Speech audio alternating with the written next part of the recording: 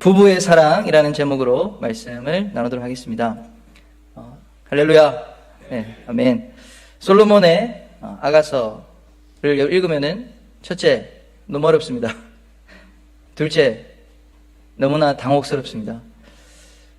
여러분도 읽고 묵상해야 되는데 이해하시는데 어렵지 않습니까? 이해가 잘 되십니까? 저는 이해가 잘 안 되더라고요. 그래서 한 가지 제가 팁을 드리면, 아가서가 이 장르가 일종의 뮤지컬 대본이라고 보시면 됩니다. 한 사람이 노래 부르는 게 아니라 여러 명이 각자의 역할을 가지고 주고받으면서 부르는 노래입니다. 그래서 남자 파트, 우리 남편, 아까 형제님이 먼저 읽으라고 그랬잖아요. 그래서 방금 그 짧은 부분에서도 형제님들 읽은 부분이 이제 솔로몬 또는 이제 사랑하는 자 내지는 부부 중에서 남편이 하는 얘기입니다. 그리고 이어서 우리 여성분들 읽은 파트는 실제 이 안에서도 술람미 여인 또는 사랑받는 자 또는 아내 이렇게 노래를 주고받고, 뮤지컬 여러 배우들이 노래하고 또 주인공뿐만 아니라 한 번씩 코러스도 나오고 막 이러는 거 있잖아요. 그렇게 구성이 되어 있는데 이게 대본인데 앞에 누가 했다라는 게 성경에 안 적혀 있다 보니까 그냥 읽으니까 이게 이 말도 나왔다 저 말도 나왔다가 헷갈리는 거예요. 그래서 어렵습니다. 표기가 안 되기 때문에 그냥 순서대로 읽으면은 이해가 되면은 할렐루야지만은 보통은 이해가 안 되는 게 이제 정상입니다. 그래서 아까 전에 우리 오디오 성경도 읽으면은 남자가 읽다가 또 아름다운 여자 목소리가 나오고, 그것을 이 신학자들이 그렇게 표기를 해놨어요. 연구를 해가지고 그걸 반영한 겁니다. 남성이 읽은 부분은 이 부분은 남자의 내용이다. 이 부분은 여성이 다시 받으면서 이렇게 화답한 내용이다. 그것을 녹음에 드라마 바이블에는 이제 반영이 되어 있다라는 것입니다. 이게 또 학자들마다 조금씩 다르기 때문에, 그러나 이제 큰 의미에서는 공통적인 부분이 많습니다. 신랑의 파트, 술람미 여인의 파트. 그래서 이런 보조 자료 잘 활용하시고, 또 영어 성경 가지신 분들은 이렇게 he, she, others 이래가지고 표기가 되어 있는 경우도 있습니다.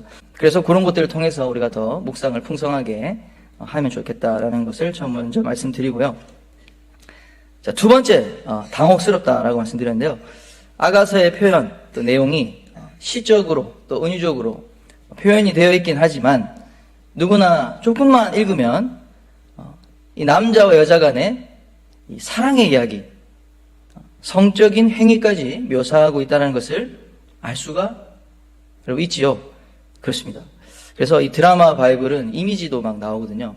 일러스트레이션이 나오는데, 자녀들과 같이 성경 통독하고 보는데 오늘 읽은 부분도 보면은 벗은 남녀가 나옵니다. 실제로 이 오디오 바이블에도. 그래서 낯뜨거운, 갑자기 당혹스러워지는 성경이에요. 그래서 신학자 이거에 대해서 어떻게 해석했냐면, 트리블이라는 신학자가 이렇게 얘기했습니다. 아가서는 잘못된 오늘날의 사랑의 이야기를 구원해주는 중요한 하나님의 말씀이다. 이 남녀 간의 이 사랑, 특별히 성적 사랑까지 포함해서 우리가 너무나 왜곡이 많이 되어 있다 보니까 이제 이런 것들을 가르치지 못하고 자녀들에게 또 이야기하지 못하고 그냥 덮어두고, 그건 알아서 이렇게 하면서 점점 이 시대의 성이 바르게 가르쳐야 될 교회마저도 왜곡이 되어가고 있다는 거죠. 그리고 그것을 바로잡아주지 못하고 있다. 그런데 이 아가서는 바로 그러한 잘못된 사랑 이야기를 이 시대에 그것을 구원해주고 기준을 잡아줄 수 있는 중요한 하나님의 말씀이기 때문에 성경이다라는 것입니다.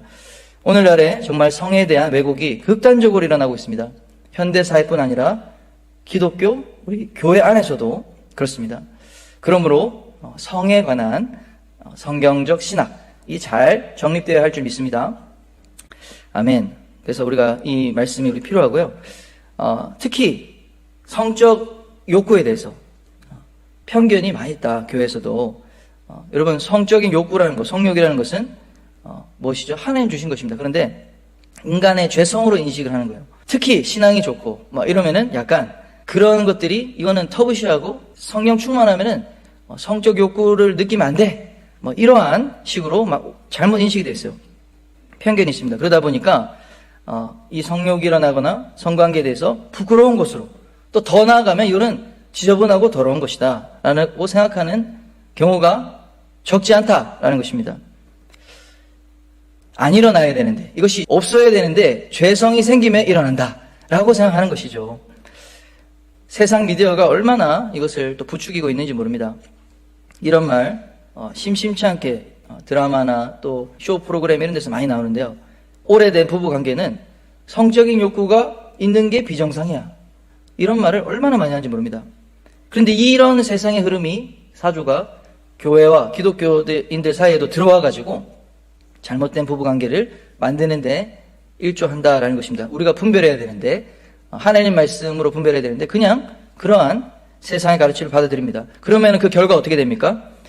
아주 하나님 허락하신 좋은 건강한 부부관계 안에서 소중하고 비밀스럽게 누려야 할 성적인 관계를, 그것이 억압이 되는 거예요. 그것을 표출하지 못합니다. 그러다 보니까 음지로 행하는 거죠. 음행, 더 자극적인, 또 불륜, 이런 식으로 성적 에너지가 왜곡되어 죄악적으로 흐르게 돼버리는 것입니다. 그 결과 가정이 파괴돼요. 그리고 자녀들은 상처를 입습니다. 결혼 생활을 기피합니다. 출산을 하지 않는 이런 비정상적인, 하나님이 창조하시고 계획하신 그 질서가 무너져버리는 방향으로 사회가 가고 있다라는 것입니다. 그 출발은 하나님이 원래 계획하시고 디자인하신 부부, 가정 안에서의 성과 사랑을 누리지 못하기 때문에 거기서 원인이 돼서 다 잘못된 방향. 그러니까 그것만, 하나님이 하라고 한 것만 하지 말고 다 하라고 이 시대에 사탄이죠. 결국에는 세상 사탄이 가르치고 있는 것입니다. 그걸 그대로 받아들이면은 결국에는 다 무너지게 되는 것입니다. 우리는 아가서를 통해서 부부간의 이 성적 친밀함이 회복되고 성에 대한 올바른 가치관을 세울 수 있기를 예수님의 이름으로 축원합니다. 처음부터 성경은 부부관계 안에서 성적 의미에 대해서 말씀하고 가르치고 있습니다. 창세기 2장에 아담과 그의 아내 두 사람이 뭐라고 되어 있습니까? 벌거벗었으나 부끄러워하지 아니하더라. 부끄러워 안 해야 정상입니다. 하나님 보시기에 좋은 상태입니다. 그러나 죄를 짓고 바로 그 다음 장에 아담과 하와가 뱀의 유혹에 넘어지고 난 이후에 어떻게 결과가 생깁니까? 하나님의 관계가 깨질 뿐만 아니라 부부, 아담과 하와 사이의 부부 관계도 갈라지게 되었습니다. 창세기 3장 7절에 이에 그들의 눈이 밝아져 자기들이 벗은 줄을 알고 무화과 나무 잎을 엮어 치마로 삼았더라. 가장 가깝고 친밀한 부부관계 안에서도 부끄러움이 생겨서 옷을 입고 치마를 삼았더라. 나무 잎을 엮었더라. 부부관계 사이에 왜곡된 성인식이 들어온 것이죠. 따라서 우리가 아가서로 우리 돌아가서 볼 때에 한 남자와 그의 아내가 동산에 서 있지만 전혀 부끄러움을 느끼지 않는 그런 모습, 이런 것들을 다시 회복된 성적인 부부간의 관계에 대해서 말해주고 있는 것입니다. 그래서 이 아가서를 통해서 인간의 사랑이 타락 이전으로 원래 하나님 만드신 축복의 상태로 회복될 것을 상상하고 묘사하는 그러한 메시지를 주는 중요한 책이다라는 것입니다. 이 유대인 랍비들도 그래서 이 아가서를 성경으로 인정하기까지 가장 오랜 토론과 논쟁이 많았다고 합니다. 그래서 제일 마지막에 구약 39권 중에서 마지막으로 채택된 것이 아가서다. 제일 먼저 채택된 것은 그 모세오경이 주전 약 4세기, 그러니까 주전 4세기에 이미 성경으로 채택된 책이 있었는데 아가서는 주후 90년, 그러니까 약 500년 정도의 차이가 나는 거예요. 모세오경은 하나님의 말씀으로 인정되었는데 한 500년 동안은 아가서가 논란되고 있다가 마지막에 하나님의 말씀이다, 이것도 그렇게 인정되었습니다. 그 핵심 원인은 남녀 간의 사랑이 너무 야하다, 이렇게 생각한 것입니다. 그런데 그들이 왜 정경을 채택했냐? 남녀 간의 사랑 노름이 아니고 더 깊이 이스라엘을 향한 하나님의 사랑이 비유적으로 묘사되고 있기 때문에 이것은 하나님 주신 말씀이다 라고 채택을 했다고 합니다. 성경은 결혼으로 시작해서 결혼으로 마칩니다. 이 결혼이라는 이미지가 얼마나 많이 나오는지 우리 창세기 아담과 하와의 결혼 뿐만 아니라 이스라엘이 타락하니까 이 결혼 관계 가운데 깨어진 배신한 관계, 그렇게 표현하고 있다가 마지막에 요한계시록에 뭐라고 말하죠? 계시록 22장 17절에 이런 말씀이 있습니다. 성령과 신부가 말씀하기를 오라 하는도다. 이 신부가 바로 예수 그리스도의 몸된 교회를 말하고 있는 것이죠. 그래서 회복된 하나님의 백성, 그래서 흠없고 거룩하고 티없는 그런 신부로서 마지막 혼인잔치가 천국에 들어가는, 우리가 영원한 하나님의 나라에 들어가는 것으로 혼인잔치로 묘사하고 있습니다. 자, 그래서 이 결혼, 우리 부부간의 결혼도 이러한 하늘의 신비, 또 성경의 많은 신비를 이 땅에 표현하는 하나님의 통로라는 사실을 우리가 아시고, 우리 부부관계가 너무너무 중요한 것이죠. 부부관계가 이 땅에 하나님의 나라를 살아가는, 또 경험하는, 또 그 모든 우리를 변화시켜가는 하나님이 직접 주신 제도입니다. 교회만 하나님 세우신 게 아니라 사실은 더 근원적으로, 원초적으로 가정, 결혼과 가정을 하나님이 직접 주례해서 세우신 건 아닙니까? 아담에게 하와를 붙여주심으로써. 그렇습니다. 그래서 오늘 읽은 본문 말씀 아시겠지만 이것은 다 사랑의 표현을 얘기하고 있습니다. 묘사를 하고 있습니다. 7장 6절부터 사랑아 내가 어찌 그리 아름다운가, 어찌 그리 화창한지 즐겁게 하는구나. 내 키는 종려나무 같고 내 유방은 그 열매송이 같구나. 내가 말하기를 종려나무에 올라가서 그 가지를 잡으리라 하였느니. 여러분 잘 보십시오. 내 키가 종려나무 같은데 종려나무로 내가 올라가겠다고 합니다. 내 가슴, 유방이 열매송이 같구나. 그 가지를 잡으리라. 여기서는 지금 번역이 가지로 되어 있지만 그 영어로 보면은 열매로 되어 있어요. 그러니까 성적인 행위를 얘기하고 있는 것이죠. 그리고 그 밑에 9절 후반부터는 또 여인의 이야기인데요. 10절부터 나는 내 사랑하는 자에게 속하였도다. 그가 나를 사모하는구나. 11절에 내 사랑하는 자여 우리가 함께 들러가서 동네에서 유숙하자. 12절에 마지막에 내가 내 사랑을 내게 주리라. 13절에 합한 채가 향기를 뿜어내고 우리의 문 앞에는 여러 가지 귀한 열매가 있다. 합한 채가 여러분 창세기에도 나오잖아요. 이 일종의 성적인 만족이나 쾌락을 주는 그런 식물입니다. 그래서 이 말씀을 보면은 이러한 성적 묘사가 많이 되어 있다는 것입니다. 여러분 결혼이 우리 하나님 말씀 가운데 또 성행위 자체가 너무너무나 우리 중요하고 하나님께서 잘못되지 말라고 10계명에 2계명이나 20%나 적어놨어요. 여러분 이게 정말 중요한 주제라는 것을 제가 말씀드리는 거예요. 10계명 하나님 사랑, 이웃 사랑하는 그 구체적인 10가지 방법 중에서 7계명이 간음하지 말아죠. 간음하지 마라. 부부관계 외에 넘어가지 마라. 성적인 행위를. 또 10계명도 그렇죠. 10계명도 이웃의 아내를 탐하지 마라. 여러분 이 2계명의 목적이 무엇일까요? 바로 하나님이 우리에게 허락하신 결혼 생활을 귀하게 여기고 이것을 반드시 지키고 이것을 보호해라 라는 것을 주님이 얼마나 강하게 얘기하시는 건지 모릅니다. 결혼 생활이 우리를 반드시 사수해야 되기 때문에.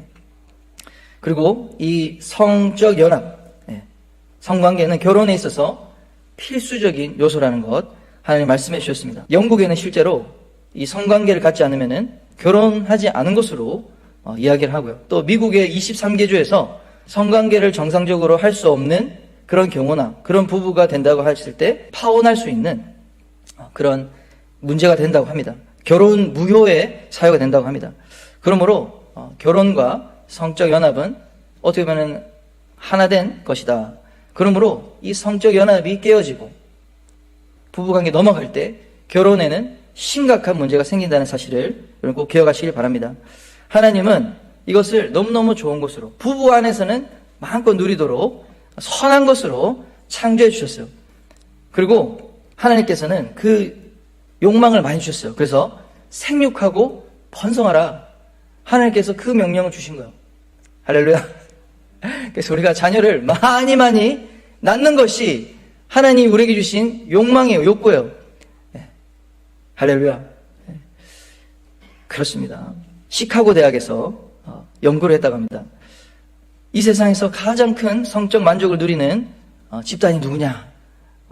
첫째, 결혼한 부부 안에서 이 만족도가 제일 높다라고 연구가 됐다고 합니다. 여러분 믿으시기 바랍니다. 제가 한 말이 아니라 시카고 대학 연구팀에서 얘기했다고 합니다. 제가 그 전문 책을 보고 제가 말씀드리는 거거든요. 그리고 두 번째, 신앙인이 안에서 누리는 성적 만족도가 제일 최고의 수준이다. 그래서 그 말은 빈도가 자주, 그리고 즐거움, 또 오랫동안 유지하기 때문에 그렇다. 그러면 결론이 뭐냐? 부부, 신앙생활을 열심히 하는 부부 안에서 가장 큰 성적 만족을 누리며 산다. 이것이 결론인 거예요. 할렐루야. 여러분, 이 세상이 말하는, 이 시대가 말하는 이 미디어, 마치 부부 안에서는 재미가 없고 시시하고 꼭 이 범위를, 하나님이 정해주신 경계를 넘어가야지 더 좋을 것 같다고 하는 이 모든 생각들은 사탄이 정말 우리를 무너뜨리기 위해서, 우리 가정과 이 패밀리를 갖다가 다음 세대까지 깨트리기 위해서 심어주는 악한 관계라는 사실을 반드시 기억하시고 절대 넘어가면 안 되는 것이죠. 그러므로 우리 모든 성도님들이 다시 한번 오늘 이 말씀을 들은 우리 모든 가정들마다 다시 한번 우리 서로 배우자 간에 또 부부 안에 우리 사랑이, 기쁨이 넘칠 수 있는 그런 애가 있기를 예수님의 이름으로 축원합니다. 아멘. 아멘. 제가 2022년도에 기쁨의 교회에 와가지고 셋째를 출산하지 않았습니까? 터울이 첫째랑은 거의 9살, 10살 차이 나나요? 10살 정도 차이 납니다. 그래서 하나님께서 주신 축복이에요. 기쁨의 교회에 와가지고. 근데 그것도 계기가 있었습니다. 우리 부흥회 강사로 오셨던 다니엘 박 부부 이제 있잖아요. 그분이랑 이제 교제를 하는데 계속해서 그런 얘기를 하는 거예요. 이 부부 안에서 성적인 만족을 많이 누려야 된다. 그런 얘기를 하면서 적극적으로 그런 것들을 계속 강조해가지고 이분이 왜 이런 얘기를 하시나 했는데 그러고 나서 진짜 1년 뒤에 셋째가 출산한 거예요. 할렐루야. 너무너무 신기하더라고요. 하나님께서 주신 정말 축복이고 또 지금 정말 이 자녀가 또 태어나니까 너무너무 행복하고 좋은 거예요. 우리 교회가 회복되고 또 우리 세대가 회복되기 위해서 정말 이러한 올바른 성에 대한 가치관이 하나님의 말씀을 통해서 잘 세워지고 또 이것을 잘 가르치고 이것을 기쁘다는 것을 우리 결혼한 부부들이 성도들이 잘 보여줄 수 있는 그런 은혜가 있기를 예수님의 이름으로 축원드립니다.